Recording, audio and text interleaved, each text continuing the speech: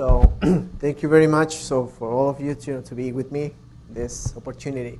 So what I'm going to be presented today is the result of some studies that we're doing at BMCC, the City University of New York. So here we can basically, the research that we're conducting here in our lab is mostly bioremediation. So we're trying to clean water, very well related to the previous talks that we had about, with bandana here.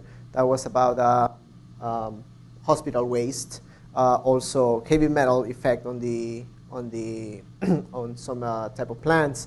So here what we're trying to really do is we want to clean some other organic compounds. We use it as a model compounds for other type of pollutants. So from this side, we can really look at this project from 2 points of view. So what is the connection with climate change? And then the other side is going to be the connection with bioremediation. So from the climate change point of view, we could say, and then I've been noticing this during the entire day, is that we're always debating between, how is that the CO2 is increasing? That's why the temperature is increasing as a greenhouse gas. So, but what is the main source of the carbon dioxide? Main source of carbon dioxide, as we all know, is burning, oil, all types of organic decomposition that we have, that is man-made. So it's increasing the amount of carbon dioxide. But it's very typical to listen to that, oh, we have to reduce this carbon dioxide, we have to reduce the carbon monoxide, we have to reduce greenhouse gases. But we are not really thinking of what are the alternatives that we are giving to the industry to prevent that production of carbon dioxide. So then that's exactly one of the alternatives that we're going to be presenting is the decontamination. Why? Because normally most of the industries to clean wastewaters, they use what we call, well, there are many techniques how to clean it, but one of them is the use of exchange resins, which are artificial. They are made from oil. They're crude oils, a plastic, a specific type of plastic. That what they do, they act as a filter, it's a filtrating system to clean the water. So that's one specific. There are many others, right? So ultrafiltration, reverse osmosis. We have microprecipitation, electron deposition. There are many that we use. Activated sludge is also another one. But for that specific, for exchange resin, so we are proposing this new alternative. So instead of burning coal or burning oil, so we want to use low-cost adsorbents, which are biological materials. That means that they are biodegradable and they are also auto-sustainable, so because we can recycle them. Okay, so from the environmental point of view is that color, and then in our lab we are really addressing many types of pollutants. One is dyes, we have heavy metals. Recently we just started with antibiotics, and we're also doing phenolic compounds. Phenolic compounds, in specific type of phenolic compounds are used as bleaching material, bleaching agents. So what we're trying to do is we're trying to remove all those contaminants from the wastewaters. Antibiotics, as Bandana was mentioning, that they create resistance in the microorganisms. So you want to stop the resistance with this antibiotic. So in the specific case of color, what we have is that color, first of all, it breaks the concept of purity, right? So as soon as we see a bottle of water that has like a faint pink or a faint red, a faint blue, for us is automatically like a synonym of, oh, it's dirty, right? So there's no way we can drink something that's colored unless we know that has a brand. But if it's coming out of the faucet, like turbidity, definitely that's a synonym of no, right? So that's one of the the problem of color. And then the second part of the the problem with color is that, from the ecology point of view, is that color, as we know, it absorbs light. So if we are thinking of a water body that has a lot of color, it's a color with dyes, in this case it's a hair dye, but if we imagine colored water, so the dyes are going to act as sponges. It's going to absorb the light from the water, and then it will prevent the photosynthesis that happens in the bottom layers in the water system. So what this is going to cause? It's going to cause that the microorganisms are going to die. So there is no food for fish. There is no food for larger animals, and then the life in a water system is just going to collapse. Right? So that's from the environmental point of view. And then other risk that we have from dyes is that some of the dyes we use it for human consumption, right? So it's additives, but some other dyes are really has not been proven to be, completely, let's say innocuous, right? So it's not going to be always that they have no effect. So some of them has been have proven to have some carcinogenic and toxic effects. So we are trying, for example, crystal violet that we use it in biology for staining cells, that has a toxicity, a high toxicity, and then even malachite green. So there are many dyes that also have some toxicity. Okay, so what we are trying to do is, in our projects, we're saying we're trying to suggest or propose an alternative. Instead of burning, oil and producing plastic to purify our water, we're using biological techniques to clean these pollutants from air, soil, and water. So we're focusing right now on water. And then there are two types of these processes from biotechnology and bioremediation. One is bioaccumulation, and the second is biosorption. The difference between these two, they have different mechanisms. There's different types of intake of the pollutant. But the bioaccumulation, what is only involving living organisms. For example, here we have a cell, different stages in a cell. So what we do is just have a cell inside of the microorganism, a microbe, a bug inside of the water, and then it will slowly start eating the pollutant. Of course, what are the problems or the disadvantages of the using living organism? That we have to babysit the microbe, right? So if you put a microbe at 10 degrees Celsius, right? So the microbe is just going to die, or you have to give like the appropriate temperature for the microbe. What else? You have to provide oxygen. You have to maintain the system under constant agitation, because if there is no oxygen, the microbe is just going to die. So you also have to feed the bacteria, right? So because without food, it's not going to survive. So that's the problem with the living organisms. But what are the advantages? I mean, not everything is disadvantage. The advantage is that it's highly selective, because you can have a specific type of bacteria that is, for example, is going to target, for example, antibiotics. So it's going to look for antibiotic, and then it's going to grab it and clean the water. But of course, there's two aspects that we have to kind of compare, right, to balance. So that's the living organism. The biosorption, we're using dead biomass, so something that is completely, we dry our samples, and then we use that as a filtering substrate. Okay, so here's the bioaccumulation, and here examples of biosorbents. Specifically in our lab, we have been widely used tea leaves. Okay, so tea leaves, we get it from tea bags. So then why is the advantage of using tea bags? After brewing your tea, what happens with that tea bag? Goes straight to the garbage. So can you imagine, well, in our cases, in our kitchens, we use only one tea bag, 2 tea bags maybe per day. But what happens is that, what happens, for example, with Snapple, with Arizona, Nestle, they are not using only 1 or 2 or 3 tea bags. They use batches, large scale of tea leaves. So what we're really trying to do is, why don't we propose the system to larger industries like Snapple, Nestle, so that they are really like big consumers of tea leaves, to, instead of throwing their garbage, to the landfill and to other destinations, why don't we collect their garbage? We call it garbage, right? Because they don't need it anymore, and then we start using it for cleaning purposes. Okay? So there are some other examples, eggshell, but eggshell here is just to give an example. But here we also have some other that we have tried also in the lab. So algae, marine algae. If you go to the Caribbean or so many beaches, you will see that the shores of the beaches are lined up with marine algae seaweed. So you'll see that the truck is always kind of collecting all that seaweed, because it's really not really insightful to observe that. Shells. What happens with shells? For example, mussels, shrimp.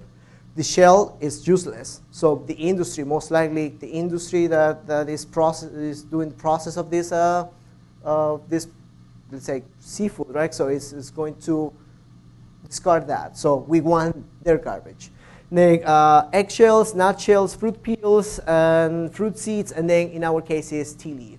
And then what is the other advantage is that it has a fast kinetics. Well, by fast kinetics, we mean that the time that it takes to, to absorb, to remove the pollutant, it takes less than an hour. So that's also something that is important to be proposed in the industry. You don't want the industry to spend days or hours to clean, to clean their wastewater. So it's a fast kinetics. It's less than an hour. In some cases, we have even observed 20 minutes to clean, a given volume of water. Let's say like 100 or 200 milliliters. Right? Well, it depends. There is a connection, right? It's an association between the mass of the adsorbent and the volume of the water that you are trying to clean. Right? So there are many.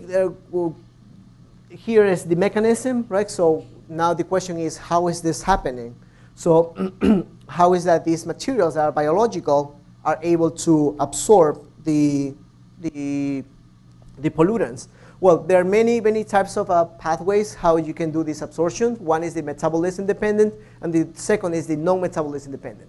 And they are all summarized in this graph. So here, what we're really doing with this absorbing is that we are using all the chemical functional groups that we have learned in organic chemistry. In organic chemistry, we are very familiar with carboxylic acid, alcohol, amines, amides, ethers, all these functional groups, all the biomolecules, mainly polysaccharides, they're rich in this type of functional groups. So what we are using is, let's use these functional groups, chemical functional groups that are on the adsorbents to trap the pollutants. So there are so many mechanisms. Here is just fancy names, but basically, as I can translate all this graph is that it's just a plus and minus interaction. Right? So a given adsorbent is going to have a negative surface. If it has a negative surface, it's going to attract a positively charged pollutant. If your surface is positively charged, it's going to attract a negatively charged pollutant. Okay? So it's that type of interaction that we are having in this type of adsorbent. Of course, what happens if is there any way how you can distinguish between the adsorbents? Well, there are many techniques that we use in the lab that will allow us to determine, oh, this particular adsorbent is positively charged, this adsorbent is negatively charged. There's some instrumentation that we use to determine that property of the adsorbent. Okay, so what are the advantages of using these biomaterials? Is a competitive performance. So we have obtained results that are very successful that activated carbon, which is, most of you have seen that to purify water, they use kind of those white jars, the Brita jars to the filtration. It's like a cartridge is to filter water. So they have like a black dust that comes out. So you can really compare the performance of our material with those particular filtration techniques. And then is pollutant selectivity. That's also one of the advantages of this technique is that we also put our pollutant in the presence of other contaminants, or other substances. For example, in seawater, we put seawater with the pollutant, and then our question was, is it going to prefer the salt or is it going to prefer the pollutant? So then our results are indicating that it prefers the pollutant. You can put a lot of salt and just this tiny of pollutant, and therefore a selectivity question is just going to prefer the pollutant. Okay? So it's something related to the size. It's a chemical selectivity that is driven by the functional groups of the adsorbent. It's cost effective, right? As we were saying, it's about 10 times cheaper than the plastic, the resins that we use for cleaning water. We can recover the pollutant. Maybe we can think that, okay, so we don't want to clean, nobody wants to recover the pollutant. Why would I, recover lead? But we can take a look as in the case of, for example, gold. Gold, let's say that the process of recovery of gold, the extraction of gold is 80% efficient. Where is that 20% that is left, where is that going? It's going to the wastewaters. So how about, is the industry going to be happy if I use that 20% to recover that gold? Would that be beneficial for the industry? Absolutely yes. So we are trying to do like a filtration, a medium size, a pilot to kind of scale up this process to recover those residues. So it's not only going to be to recover the pollutant, but it's also some specific cases of some precious metals or some of the specific compounds that might recover. And then there is no sludge generation. For example, precipitation. What you do with precipitation to clean water, you add some chemicals, and then that chemical is going to produce a sludge. So it's a residue that you produce. So what you're really doing is you're not cleaning the water. What you are doing is just moving the pollutant from here to the bottom. So there's really that sludge now needs a second treatment. In our case, we're filtrating, so we have the pollutant in the filter, and then from there we can, for example, we're cleaning a body of water this size of this room. So we're putting it in something as small as a filter of this size. So that's a great advantage to kind of immobilize the pollutant to a system that we can manipulate easier than this water. Okay, so yeah, that's basically a more more details about the uses of bioabsorption. In this particular project, we were using two dyes, a basic and yellow dye and a blue dye. So as you can see, they have a positively charged. They're both positively charged. Okay, so if I'm using a pollutant that is positively charged, so what I better want is an adsorbent that is negatively charged, so I can do the electrostatic interaction. So what we were trying to do is we were studying green tea. So in our lab, we study different types of tea: green tea, chamomile, chai tea, different types of tea. But what I'm going to present in you now is green tea, right? Because most of it is very, very healthy, and the antioxidant containing green tea is also very high. So there's some characterization. So as any other material science research, you have to characterize your adsorbent, what it looks like on the surface, to see if it's appropriate or it compares to the normally used or the conventional techniques. So that's a micrograph, a scanning electron micrograph. What this is just it's a high resolution magnifier. That's all it is. So what we want to know is if the surface is heterogeneous. You don't want a surface that is smooth. You want something that is hills and valleys. Why? Because if it's smooth, the pollutant will just go on the surface, and then it will just basically fly away from the surface. You want something that has caves, holes inside. So if it gets inside, it will just get trapped in the body of the adsorbent. And that's what we observe in green tea. So you see all this roughness on the surface. That's beneficial. That's something that we want for the tea leaves. Okay, so this is a temperature graph. It's only the stability. This is mostly for industrial application. Why? Because not all the waters are going to come out at room temperature. There are some wastewaters that come out at 80 Celsius degrees, 100 Celsius degrees, boiling water, or higher temperatures. So we want to know what is the resistance of your material. You don't want that your material in the middle of the process is going to melt, and then it's going to, it will go right back to the solution. So in this case, that's the thermogravimetric analysis. So here, our material, at least green tea, is stable up to 250 Celsius degrees. After that, it starts to decompose, as any biological material. So we were not really expecting a hard stability, because we know that it's a plant. So it's impossible to have the resistance of ceramic or concrete, right? So but at least it's very decent to this result that we're observing. Okay, so this is more or less our result. Experimental setup is a very, very, very basic type of experiment. It's a batch conditions. Right now we're moving onto the columns to make an actual filter. So you can see here two control samples, and then here is a tube with some tea leaves inside.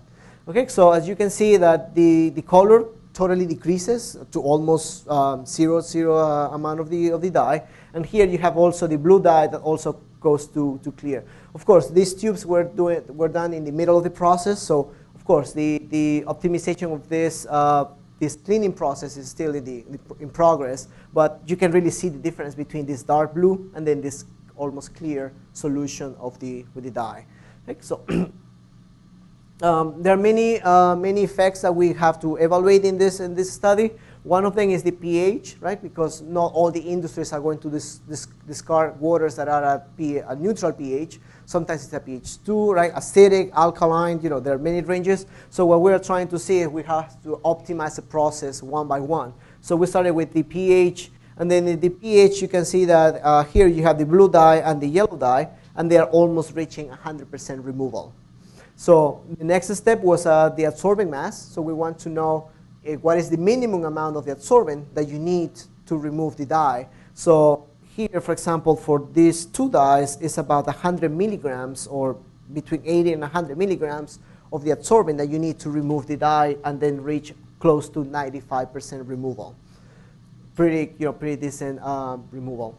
Let me skip that. And then this is the salinity effect. So in the salinity effect, we were also trying to explore what is the effect of salt. As I was telling you before, that what happens if you have a spill in seawater or in a lake that has some other substances and compounds inside. So we were testing with 3 different salts: sodium chloride, sodium nitrate, and calcium nitrate. And then unfortunately they all decrease the absorption. But even in a very high salt concentration, we are still able to see some absorption. So you still are able to remove some of the dye. So of course, it's not ideal. It's not as high as 90 and 95%, but you can still have a decent removal of 50%, 60%, which is better than any other of the processes that we use right now. Okay, so the seawater, more or less, the concentration is around 0.1. We use 0.5 as just using an extreme condition, but normally the water has like approximately 0.1 molar of salt in the normal seawater. Okay, so here is decreasing, and this is for yellow dye, and this is for the blue dye. So we were also trying to test what is the effect of the heavy metals, because no wastewater is ideal, right? So your wastewater is not only going to have water and the dye, so you will have many things inside. So the other things inside, I'm calling, so it's going to be, for example, copper and lead. So these are also very common heavy metals that you find in water. And then we want to see what is the selectivity. Is it going to prefer the heavy metal, or is it going to prefer the dye? So as you can see for the yellow dye, it preferred heavy metal, unfortunately. As you are increasing the concentration of the heavy metal, the absorption of the dye decreases to almost 0 degrees. Sorry, to 0%. Right? So what we're trying to do here is, okay, so what this indicates, or a conclusion from this, is that yellow dye, you better don't mix yellow dye with heavy metals, because your system is not going to work as efficiently. But what happens with blue dye? In blue dye, we repeated exactly the same experiment. And in blue dye, even though we added up to 50 ppms of, 50 milligrams per liter of heavy metal, the absorption remains almost the same. So there is really no effect with the blue dye. Okay, so the conclusions is that the green tea are a promising adsorbent. Right? So most of you might ask why green tea is, why did you use green tea? Because green tea is, the presentation of green tea is normally very homogeneous. If you buy black tea or any other tea, normally it comes as what? It comes as a mixture. It has cloves, it has cinnamon, it has something. So what we really wanted to do is do a study where the adsorption is entirely coming from the specific tea leaf. We don't want the external factors to be involved in this process. Okay, so we have the characterization, the micrographs, and the thermal stability. They are reporting that our materials are competitive, so they're pretty much, they apply to the cleaning system. And then, unfortunately, the salinity and heavy metals, they have a negative effect on the adsorption, but still, we can observe some properties, some recovery of the pollutant of these dyes from the solution. Okay, so I would like to acknowledge my students that are all here. Thank you for all of you for coming here. Am I missing somebody? Oh, Karina, I'm missing Karina. Karina is right here. Right, so thank you all for listening, and then I'll be more than happy to receive your questions.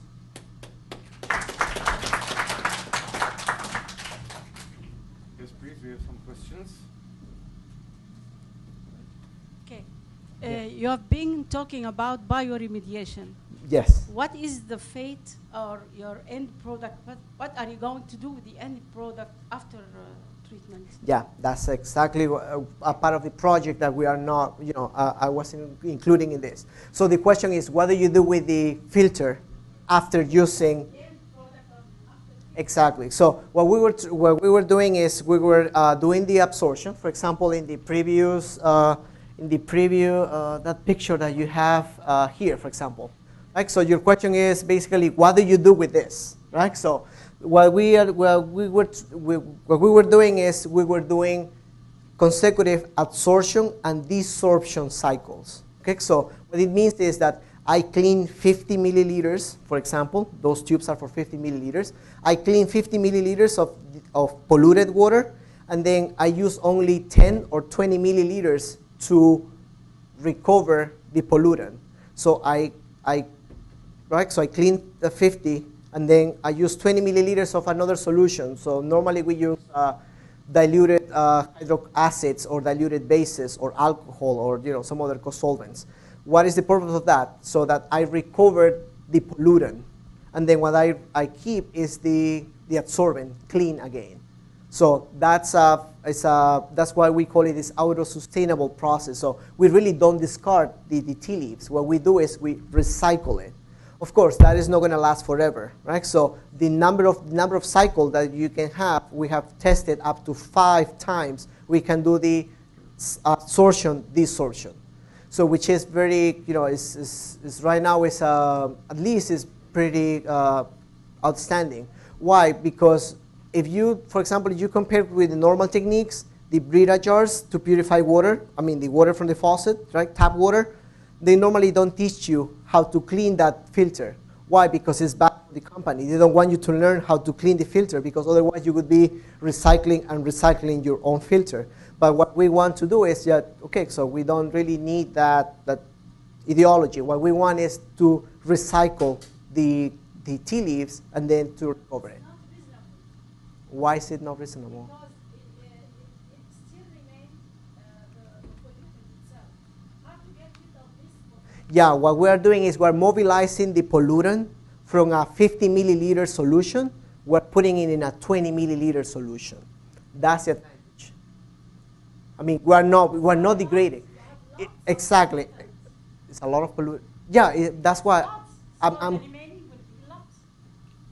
Yeah, but it's better. For example, what would you prefer, to have all this room dirty or have a glass dirty? I would rather have the glass with water dirty instead of this. By time, it increases. No, because I immobilize it. I have it in a glass, and then I do any other. It's better to recycle something that is in a smaller volume rather than in a large volume. So what we are doing is we're squeezing it. We're concentrating the pollutant in a volume or in space that is easier for me to manipulate.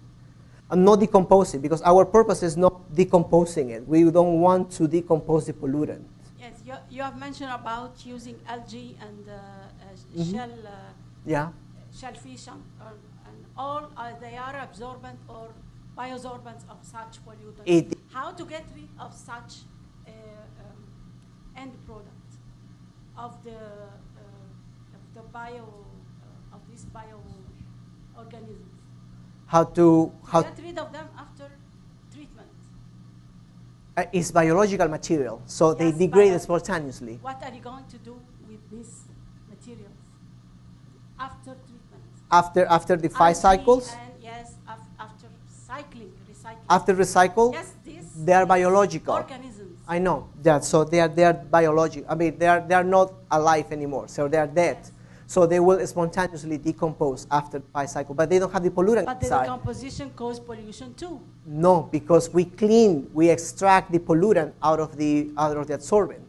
So what we have is the adsorbent that is damaged, because after 5 cycles, of course, there is going to be some damage, but it's still biological. So it's going to degrade spontaneously. It's going to go through the normal decomposition, biological decomposition. But the pollutant is not in there. The pollutant is not in there anymore. Degradation causes pollution. Not necessarily, because it's biological, right? So it's like it's not, because it will decompose into CO2 and water. That's all. Yeah, sure. Just a quick question. Did you look at bone from maybe the meat industry or the poultry industry once they remove the bones? Exact. There are many. There are many types of many materials. So right now we are having the tea leaf. But what is the advantage? Why did I use tea leaf? Because tea bags, the presentation or how they come in almost in a powder. So it's easier for us to take the powder and then they're already grinded, right? So they are in the powder form. If we get bones, you have to, like grind it and then sieve it in a specific particle size that we can. We also were trying to do it with the nutshells, but the nutshells, the problem is that you have to grind it and then get it in a size that is appropriate for the extraction. But we're trying to, we're optimizing the process right now. Yeah. Excuse me, but we have to keep on time. The questions should wait till the cocktail hour. We have a lot of presenters. I'm sorry. Okay, sorry. So.